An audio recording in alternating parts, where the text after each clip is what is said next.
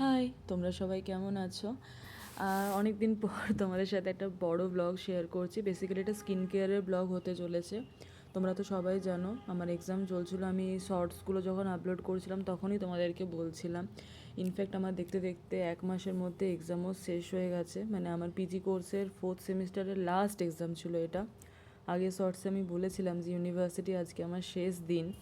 আমার ভীষণ খারাপ লাগছিল আর কি। যাই হোক, তো যেটা বলার সেটা হচ্ছে যে এক্সাম চলাকালীন না কোনো স্কিন কেয়ার করতে পারিনি, প্রচণ্ড স্কিনটা বাজে হয়ে গেছে।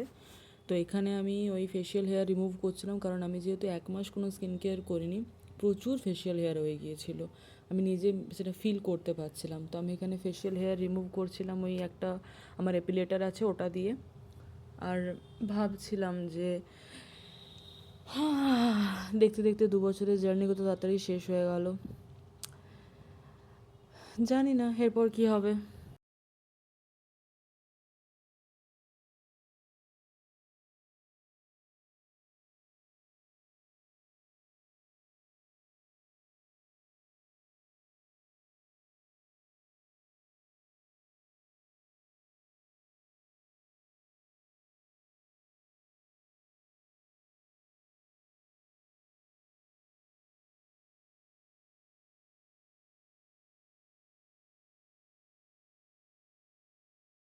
তোমাদের সাথে কথা বলতে বলতে ফেশিয়াল হেয়ার রিমুভ করা হয়ে গেছে। এখন আমি ইউজ করছি একটা ক্লিনজিং অয়েল।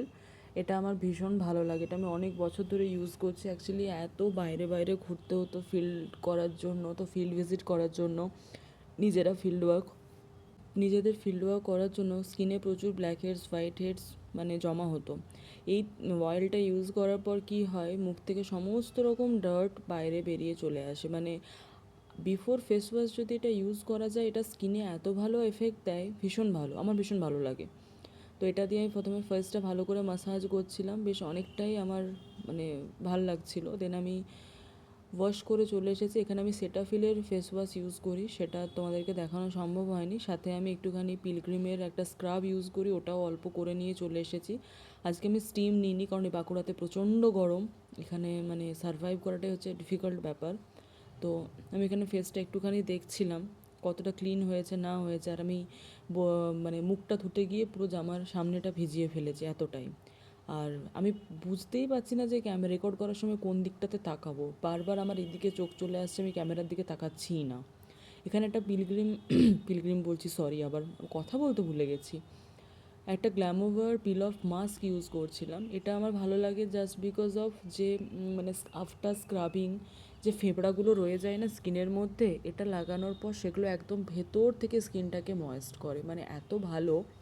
আমি এটাকে 15 to 20 মিনিটস রেখে দেবো অ্যাবজর্ব করার জন্য। যখন এটা শুকিয়ে যাবে, এটা পিল করার ওয়েটাও ভীষণ রিল্যাক্সিং, মানে এত বেশি ভালো লাগে এটা, ভীষণ ভালো। মানে আমার এটা ইউজ করতে বেশ একটু মজাও লাগে। এখানে আমি ভালো করে এটাকে অ্যাপ্লাই করে নিচ্ছিলাম। আফটার অ্যাপ্লাই মানে এটা অ্যাপ্লাই করার পর আমার মুখটা কীরকম বেঁকে গেছে, এখানে কীরকমই একটা লাগছে দেখতে। যাই হোক, এটা অ্যাপ্লাই করছিলাম, করতে করতে মানে আমি দেখে মানে আমার মিররটা উল্টো সাইডে, তো আমি ক্যামেরাটা যেদিকে রেকর্ড করছিলাম সেদিকে মিররটার দিকে রাখিনি, উল্টো দিকে রেখেছিলাম। তো এটাকে আমি 20 মিনিটস মতন রেখে দেবো।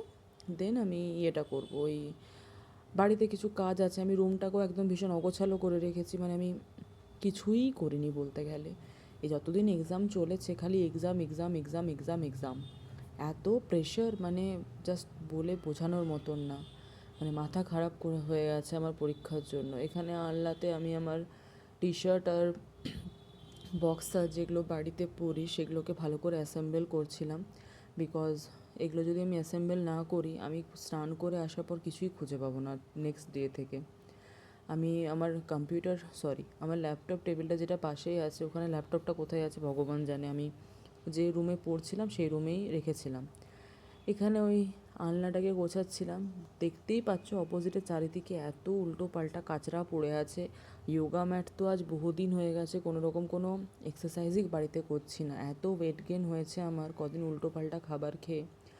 প্রায় প্রত্যেক দিনই জাঙ্ক ফুড খেয়েছি, এত মানে বাজে অভ্যেস হয়ে গেছে আমার মানে গত 1 মাসে, মানে কিচ্ছু বলার নেই জাস্ট। আর এখানে আমি জামা কাপড়গুলো গোছানোর পরে ভাবলাম যে বেডশিটটাকেও আজকে চেঞ্জ করব। প্রায় সরি 1 সপ্তাহের ওপর হয়ে গেছে বেডশিটটাকে চেঞ্জ করা হয়নি। তাই প্রথমেই এখানে বালিশগুলোকে আগে সরিয়ে ওই আমি একটা কাঁথা গায়ে দিই, ওটা আমার দিদা আমাকে অ্যাকচুয়ালি বুনে দিয়েছিল। তো ওই কাঁথাটা যেহেতু গায়ে দিই, গরম সেরকম না, বাট কুলার চালাই তো হাওয়াটা লাগলে একটু ঠান্ডা ঠান্ডা লাগে রাতের দিক করে, তাই ওটাকে রাখি। এখানে বেডশিটটাকে চেঞ্জ করার জন্য তুলছিলাম, দেখলাম একটু ধুলো জমে আছে, তো ওটা দিয়ে একটু মুছে নিলাম। সে তো কাচতে হবেই, আমাকেই কাচতে হবে। এবার আমার অ্যাকচুয়ালি ভীষণ ভালো লাগে যখন আমি ঘরের মধ্যে আমার নিজের রুমে কোনো ক্লিন চাদর পাতি, মানে বেডশিটটা যখন আমি নতুন পাতি না, নতুন বলতে কেনা তো নতুন না, কিন্তু যেটা মানে পাচ্ছি কাঁচা, ওটার একটা যে ফ্রেশ ভাইব আসে না, আমার ভীষণ ভালো লাগে। কেন জানি না, মানে মনে হয় যেন ভীষণ একটা শান্তি শান্তি ব্যাপার আসে, আর ওটাতে ঘুমিয়েও ভীষণ আরাম হয়।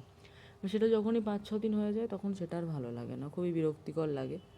যাই হোক, এখানে তোমাদের সাথে গল্প করতে করতে আমি ওই আমার বেবিজ যারা আমার বিছানাতে আমার সাথে থাকে তাদেরকে একটুখানি সুন্দর করে নিজেদের জায়গা দিয়ে দিলাম। এখানে আমি আমার বালিশগুলোকে গুছিয়ে নিলাম।